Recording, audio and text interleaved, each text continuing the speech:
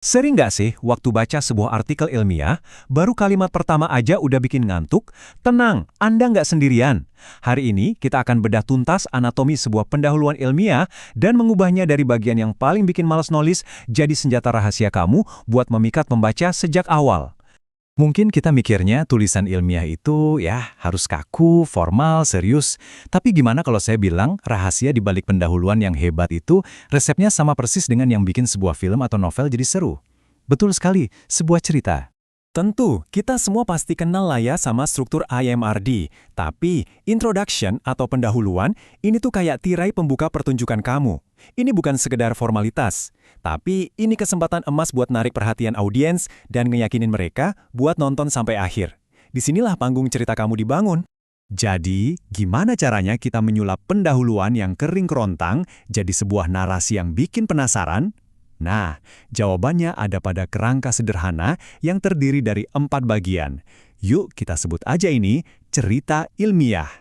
Ini dia, 4 babak dalam cerita kita. Idealita, di mana kita melukiskan dunia yang sempurna, lalu realita, di mana tiba-tiba muncul masalah, kemudian kebaruan, di sini kita nemuin petunjuk baru, dan terakhir solusi, di mana misi kita dimulai. Setiap babak ini membangun momentum lapis demi lapis untuk membuktikan kenapa penelitian kamu itu penting banget.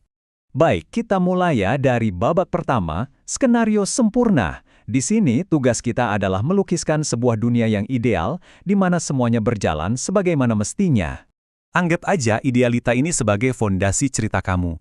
Di sini kamu menyiapkan panggung dengan menjelaskan apa yang sudah kita semua tahu, teori yang sudah mapan, atau bagaimana sebuah sistem seharusnya bekerja.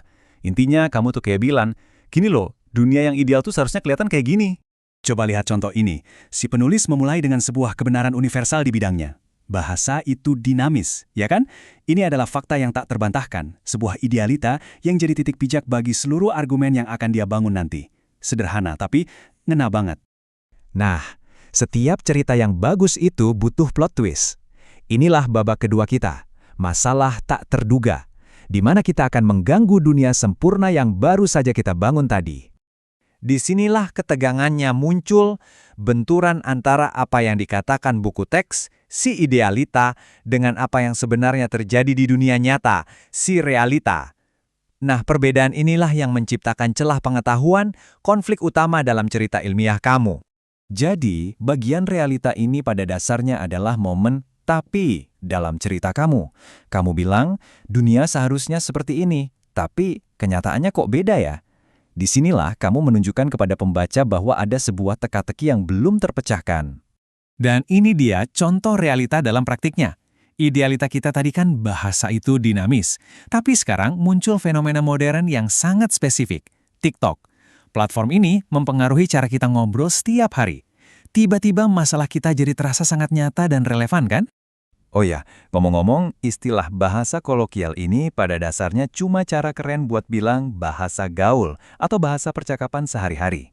Ini penting, karena inilah jembatan yang menghubungkan teori besar tentang bahasa dengan apa yang sebenarnya terjadi di lapangan. Atau dalam kasus ini, ya di lini masa TikTok kamu. Oke, jadi kita punya sebuah misteri. Gimana sih TikTok mengubah bahasa?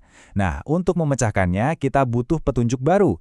Ini membawa kita ke babak ketiga yang super krusial, kontribusi unik Anda. Disinilah panggung utama kamu. Setelah menetapkan masalahnya, bagian kebaruan atau novelty, ini adalah sorotan utamanya.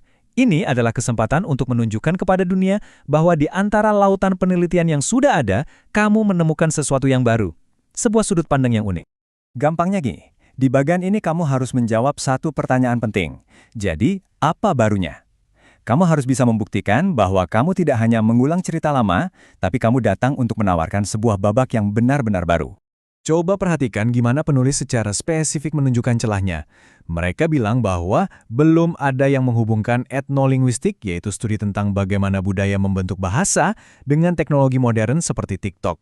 Nah, itu dia petunjuk balunya. Mereka menemukan persimpangan jalan yang belum pernah dijelajahi sebelumnya. Oke, kita sudah punya dunia ideal, masalah yang jelas, dan petunjuk baru. Sekarang saatnya untuk babak akhir. Misi dimulai. Disinilah kita menyatakan dengan tegas apa yang akan kita lakukan.